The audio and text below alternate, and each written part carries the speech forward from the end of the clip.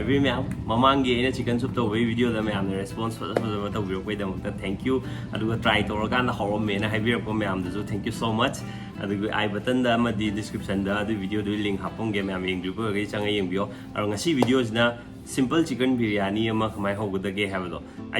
ꯑꯩꯅ ꯍꯧꯗꯣꯏ ꯃꯌꯥꯝꯁꯦ ꯌꯨꯇ꯭ꯌꯨꯕꯇꯒꯤ ꯌꯦꯡꯕ ꯉꯥꯛꯇꯅꯦꯕ ꯑꯗꯣ ꯑꯩꯅ ꯑꯃꯨꯛ ꯑꯩꯒꯤ ꯑꯣꯟ ꯋꯦꯗ ꯑꯩꯁꯨ ꯑꯃꯨꯛ ꯄ꯭ꯔꯦꯛꯇꯤꯁ ꯇꯧꯕꯩ ꯋꯥꯔꯤꯅꯤ ꯑꯗꯣ ꯍꯧꯖꯤꯛ ꯍꯧꯔꯛꯑꯒꯦ ꯀꯩꯀꯩ ꯆꯪꯕꯅꯣ ꯑꯗꯨꯒ ꯍꯣꯔꯦꯟ ꯂꯣꯏꯔꯀꯥꯟꯗ ꯍꯥꯎꯋꯤ ꯍꯥꯎꯇꯦ ꯀꯃꯥꯏꯅ ꯇꯧꯋꯤ ꯂꯣꯏꯅꯃꯛ ꯑꯩ ꯍꯥꯏꯖꯔꯛꯀꯦ ꯃꯌꯥꯝ ꯄꯨꯟꯅ ꯌꯦꯡꯃꯤꯟꯅꯁꯤ ꯍꯧꯖꯔꯒꯦ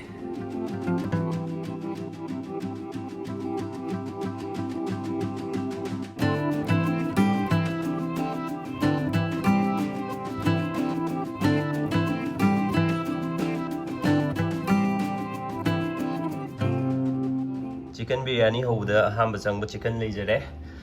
बासमती राइस लेरे सिना जीरा खई इलायची लोंग अदैदी सिगी उ मखुं आमजे सिना मोम हैब्रा अदै सिना green chilli mint leaves coriander अदगी सिजने मेन होई संगिजे बिरयानी मसला जे अदगी तिलहौ sorry चनम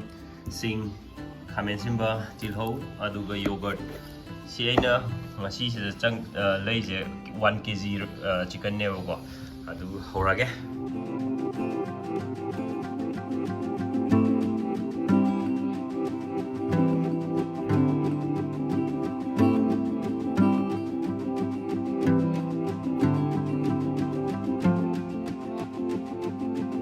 hojik machal loi semba loire thongba horje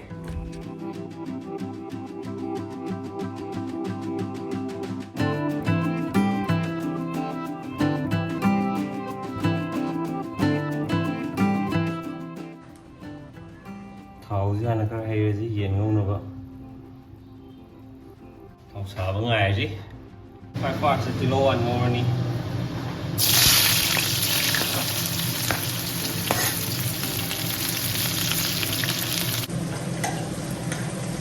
सिंग ngौबजे बा मोइनि मिनिट 10 गा ngौ हैबदो सिगी तिलो की मचु जे एकदम ब्राउन थका चंगपदो अदु को ngौरो यारे तो स्माइलर खक ब्राउन ओइरा कांदको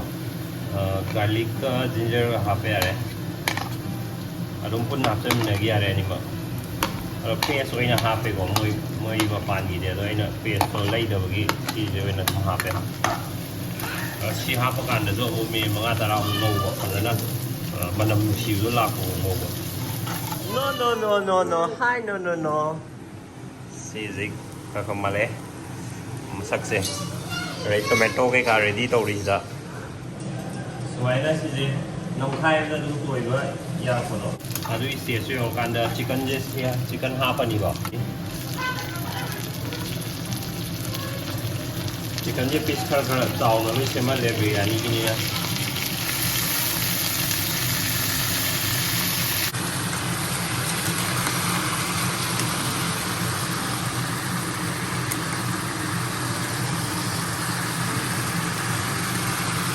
सिगी येन जे फजना मसु ओलपदो अदो फजना ngौदोनेबा मई हले खलगा मई हाई फ्लेम न ngौदोबा आउ सिगी बिरयानी मसला जे सिजे केलो मु हापनी चमच मंगा को हापनी तो येन केजी अमने ngौइजे चमच मंगा की सांग the फने साइबिरनी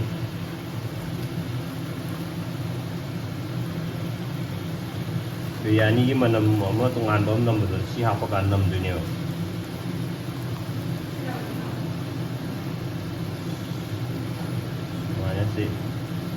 almost yare masala je ina kan aro masala ha pa kan go si je kha napsal ani ba napsal ko je ising kha khi edana adu ga ngau go ising kha khi lo ani sing je kha khi ani dana adu ga ngau go kitang ga tulo yani kha tam jala kan dong kitang mu khi ga ngau go yen je mulan me je yam important hoye ba tara mullaga ha fi je ngai wa kan ba इसिंग खबर की ओइना थोंग मथुंग दको खै tomato जे हापनी tomato जे हापगा tomato जे पूरा soft ओइद्रगो ngौदुनेबा मोहब्रा tomato जे आइना पापांग कै जे थुना soft ओइरकनेबा tomato जे मै लेथरगा को मरु मरांग हापखनिना मै लेथरगा ngorनेबा अदुगा मी मरी गुम ngor कांदा सि खगा पथरेदना अदु कांदा बै योगर्ट से सि हापनी cup ama hapago aina je haptuje 1 kg sidago 100 gram ki chang ne ba approx aina haptuje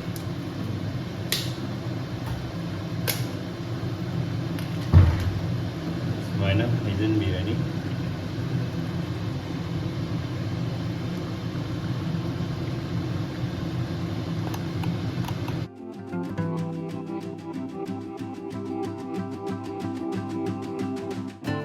mahilangi dino ko si je lombak napsala kini bobo ai mai nang ngobi rani mai ngak so lingi do ko sai gi ai gi mint leaf to do phadigung ma chang chama hap to ne ai yam je no kita ka che na le alo si phadigung ha pani sai do ko phadigung sai do sai shel ni adu ga ma je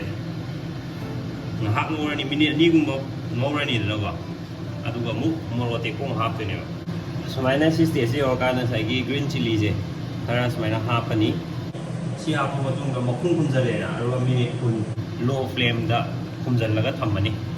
खुंजलजी सी खुंजला थमगरजी सुमाइना खुंजलगा थम्मे सी खुंजला थमिङे जि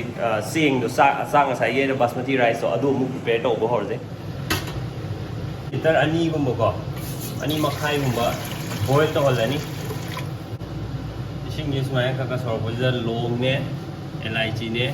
अदगी हाइगी उदो अदुदुगा सिजे हापनी जीरा हापनी दुगा इ सांग हापनी दुगा थुम हाइगी ऐन थोंगबे चाक कुबी सांग की थुम हापनी सेजा मेना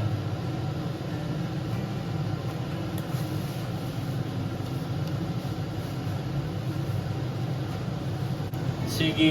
मही जगह साइगी बासमती राइस तो अदु तो हापचलनी अदुगा मिनिट 30 गुंबा थोंगनी और पुरा मुलहंदबी 90% मुनबई सांग थोंगनी जे सुमाइना सिजे मिनिट 30 गुंबा इसिंगिदा तिंगा थम्मनी को 90% मुनबगी सांग को अदुबो थोंगदनी सिजे ओइरक्तोरे जे Nang sai si minit kun pare lau thuani lau ga mahi yaw ri sing je kang na bang ngawrani je kang na bang ngawrani paste ki type to mai na sigi sang jida si cheng je loi lau thuani lau thu ga tungan ba patram da ha pa thamani sigi sang ji ro ko kan da ba ising je tinga tham ba dia de ba lau thu ga tungan na tham duni 90% mun ba da si ngule to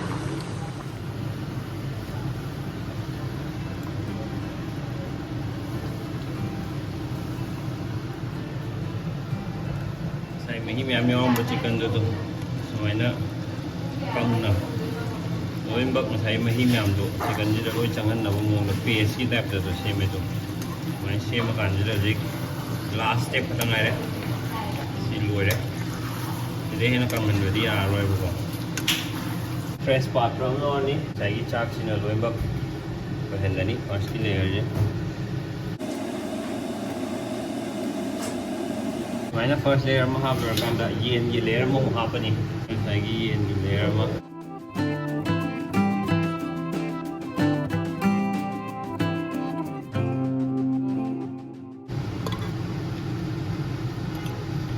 sige mathak sida mo chak na mo kupani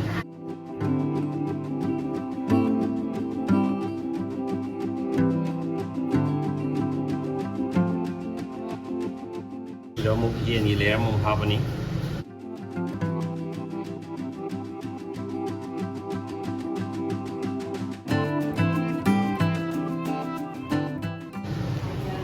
rồi smai na layer xem ani sida jamu sak se hapani sak ki layer ma nong kupani si se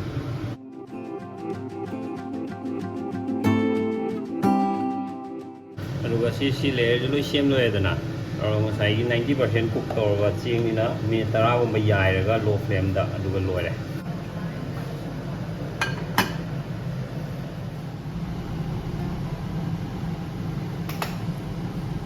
लोरे जिक साक ओले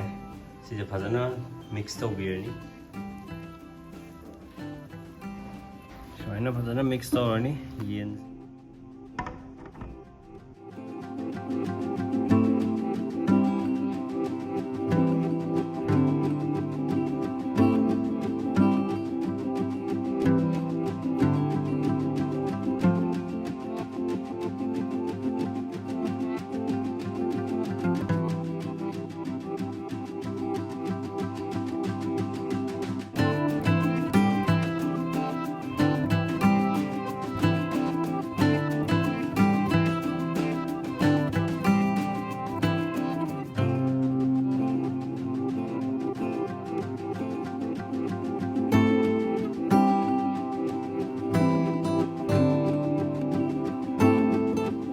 ꯂꯣꯏꯔꯦ ꯁꯤ ꯂꯩꯔꯦ ꯗꯤꯁꯀ꯭ꯂꯦꯃꯔ ꯑꯃ ꯁꯤꯁꯦ ꯑꯩꯁꯨ ꯑꯍꯥꯟꯕꯅꯦ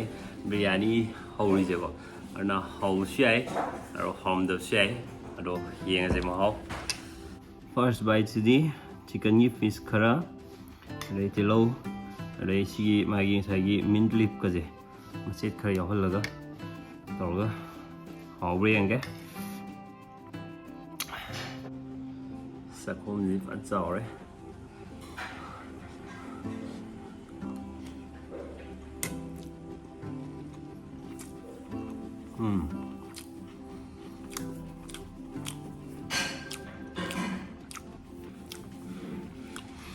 ꯍꯥꯎꯕꯨꯗꯤ ꯍꯥꯎꯔꯦ ꯆꯥꯕ ꯌꯥꯔꯦ ꯑꯗꯨꯒ